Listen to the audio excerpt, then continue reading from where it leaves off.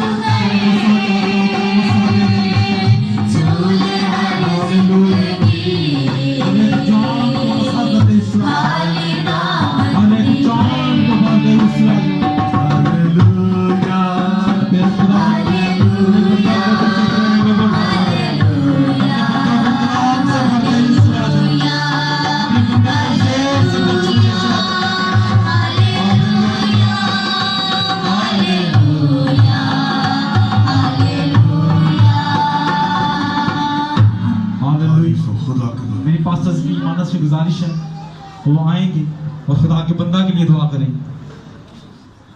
आए इस तरह हम सभी अपने सिर को झुकाए अपने जिंदा और मुबारक सारी परस्तिश के लिए, सारी मुनाजात के लिए, सारे होठों के नज़र कुर्बानियाँ जो तेरे हसूर तेरे लोगों ने गुजरानी खुदा, अब वक्त है कि तू सारी मुनाजात को, सारी कुर्बानियों को अपनी नज़र में मकबूल ठहराए। तो खुदा तो में सुनने वाले कान और आमीन। हालेलुया।